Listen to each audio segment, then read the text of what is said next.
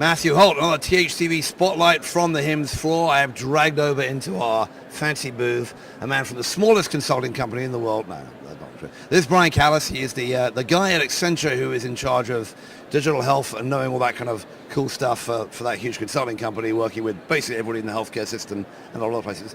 So Brian, thanks for coming over. First of all, what brings you to HIMSS? What do you care about most this year? Yeah, what brings us to HIMSS is really, I'd say, three key things. One is just community, so connecting with both health plans, health systems, everyone, here.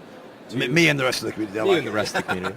Education, so just continuing to learn, what are the latest offerings and things that are coming from different vendors. And then last is also connections, so just the ability to connect with clients, vendors, and others trying to drive change in the healthcare sector.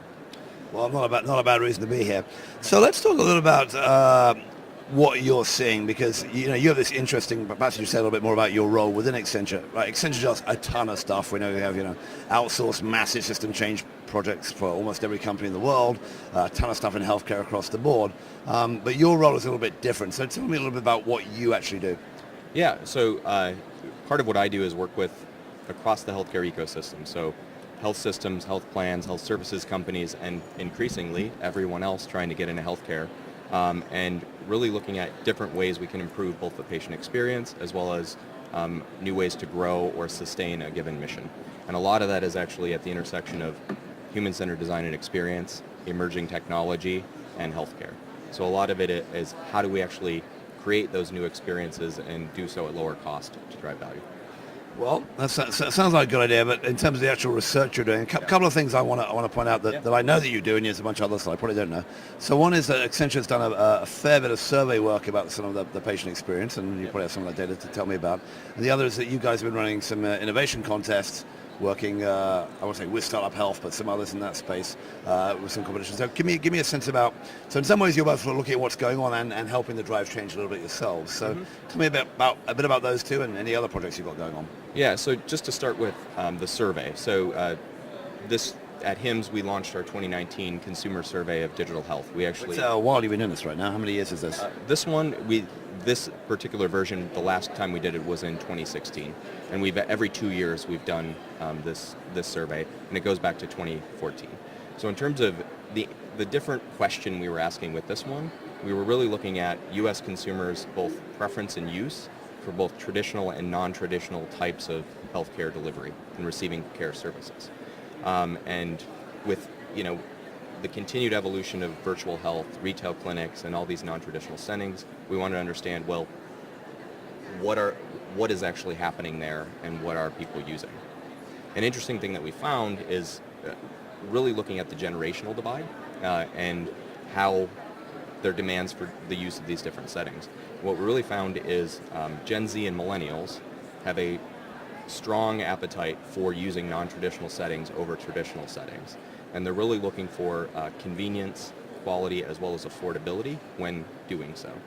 And they're willing to mix across those settings. And it's a significant difference than when you look at baby boomers or the silent generation in terms of their expectations for using those settings. So to dive into that one point a little bit, did you find much of a distinction between sort of new forms of physical setting, like a retail clinic or an urgent care center, versus telehealth? Because off camera we were talking a little bit, and I was in a meeting, in a conference where Jason Gorovich from Teladoc was talking about how things were going and how they were growing, and only 30% of that rather fancy Wall Street Journal audience had ever had a visit. And I said to Jason, why is it taking so long? He didn't really answer me, but it seems to be taking a long time. But it seems to me that the urgent care centers and the retail clinics are growing much faster. Or am I just not seeing the data properly? No, that's fair. And in the data, we actually, if you look at how that flows, you have retail clinics and urgent care centers kind of as the top in terms of use and preference. When you move down, then you're getting into virtual health solutions. And then the other category is what we call on-demand services, but that's a catch-all for self-management apps as well as on-demand services that come to your door. And that on-demand category is approximately 18%, but the retail clinic usage is around 50% utilization. What was the virtual care in between? The virtual care in between is roughly in between both of those. So I think it was close to 30%. So similar to what you saw with the audience. That's pretty interesting to me because, I can understand why people in the Medicare generation and above aren't certainly sort of probably have a stronger relationship with their physicians, but anybody in my mind who is got a good job working with a benefit plan that usually covers telehealth these days, it's surprising to me that there's just more activity. I'm just wondering why it's been so slow. Do you give a theory on that? Well, I think part of this is awareness. There isn't necessarily sufficient awareness of that option. You say that, but United Healthcare runs these commercials, which are a whole bunch of stuff with doctors in demand, and I think there's American Well in them a while back. I mean, there's been some effort to drive this. Well, I think that a lot of that's fairly recent. Like over the last 12 to 24 months is where you're actually seeing using traditional advertising and other means. Before it was actually added in a benefit package. Maybe it was put in a welcome packet, so there was less awareness back then. The other thing is it's a different way of receiving care. So just as us as a society, we're still learning and adapting and getting comfort with receiving care in this way, and also figuring out when to use that type of care and what it's appropriate for. And realistically, we're seeing kind of a mixed set of modes that people preference. Both, like you were mentioning, the retail setting, virtual settings, in some that are even self-managed, as well. So I think I want to transition a bit to one of the other things you've been doing, which is these startup contests. That, I mean, it's a symbol for the amount of work that you and others at Accenture have been doing, sort of surveying this entire field. It's not similar to what I do, and looking at all the different types of technologies that are out there. You've got a wide range. You had a whole bunch of competitions in different countries, different continents. You've got a wide range of people, of companies entering that kind of thing. One of the things I noticed that some of the winners there have been kind of in the wellness and the lifestyle sector. I know that Utopia was one of the big winners, and others have been more in the delivery of care using these technologies. Without picking one or two, when you name these sectors, where do you think the most exciting stuff you're seeing in the startup area is? Yep. So when you're looking at exciting areas, it does go. There's a lot of variation because it goes across the value chain. One thing that was interesting this year is we did see a lot of innovations around social determinants of health and companies trying to address that challenge. So one of our regional finalists in North America was a company called NowPow, which looks to be the prescribing, network for social services and social determinants. And the fact that is coming more prominently on the radar and solutions that are coming to market was an interesting finding. The other area is just unique applications of artificial intelligence, whether it's through consumer grade applications or back office solutions. So in consumer grade, we're talking a lot about virtual health. Well, yes, you're seeing a lot of intelligent agents coming to the fore, whether it's for initial triage and diagnosis, or if it's for getting higher labor productivity for back office care plan management. So another regional finalist was Conversa Health, which looks at both pre and post-surgical planning as well as chronic disease management, and it does so in a way through a conversational interface. And the aim of that is just to simplify the interaction, provide that simplicity and convenience, but then also do a nice handoff to clinicians when needed.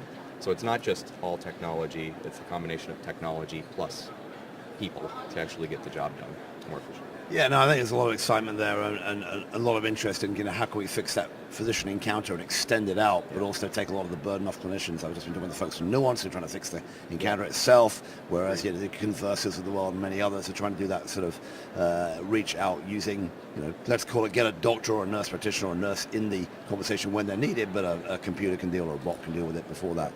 I mean, that is very exciting. But on the other hand, we talk a lot about exciting. We have new stuff, new technology. We have this big show floor, which is obviously the healthcare establishment. Yep. You've been watching this space for a long time. We have general craziness in Silicon Valley. Yep. We're right next to Uber over there, who in their tenure still nowhere near to making a profit, but have spent unbelievable amounts of money and raised unbelievable amounts of money. We've seen, depending who you believe, with the startup folks, the Rock Health folks, the Mercom folks, somewhere between, $7 to $12 billion going into this sector year on year. Where do you think we are in the cycle? Do you think that's going to keep going? Do you think healthcare has got the appetite to fund more and more of these programs to see, to actually drive them into the system and actually make some change? Or do you think we're closer to sort of 2001 again? No, that's a great question. I'd say first, we are seeing the maturation of the digital health space, which, from By the way, going back. we're getting rid of that name. The government now call it Together Health, which I like. Digital Health's a terrible name, by the way. Well, you'll like this as well. We would agree. We actually are we're moving into the post-digital era. And I think part of that is a realization that, and it even ties back to our consumer survey, this is just health and healthcare. And yes, technology fits in, and that's what people expect. And these are new ways of providing it that fit with both physical and digital together. So I completely agree with that. I think with that, you are seeing a number of companies maturing and getting more traction, some falling out, yet there is still more money coming in, allowing new entrants. That does create a lot of confusion about, well, what do we do here and what's real? That is one of the reasons why we do the Health Tech Challenge, is to, one, see what else is coming out there, but also kind of filter and whittle down to go, all right, what's gaining traction, and go from there. I would state we are starting to see health systems and health plans exploring this in meaningful ways of figuring out how do we participate, whether it's custom solutions they would build, as well as how do they participate in the ecosystem.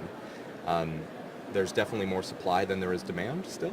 So to your point, Right. yes. So we've seen this. I see it continuing, and in terms of the funding levels, still too early to tell where this will land. In my view. Yeah. So let me ask you a big macro question about this. So it's 1993. Jeff Bezos shows up in John Doerr's office at Kleiner Perkins, and he says, I have this great idea for doing online book sales. He doesn't say, I'm going to create this system and go take it to Barnes & Noble and Borders Books and make them more efficient. He says, I'm going to build my own system and put them out of business. You're starting to see, I would say that the vast majority of health tech, digital health, has been, how can we figure out how to glob onto Epic, sell it to a existing system, deal with the existing pharma payers, providers. You're starting to see a few players out there now who are building their own types of new clinics from scratch, raising funds. A couple are now Payvider, Medicare Advantage plans, the Park Brothers at Devoted and the folks at Clover and elsewhere. A lot of the retail world has bowed down to Amazon and Google and others. Where do you think we stand in healthcare? Do you think there's a chance for a sort of new platform, the Tesla, if you were, of healthcare, or do you think it has to go through Mayo and Johns Hopkins and Sutter and all the regular channels?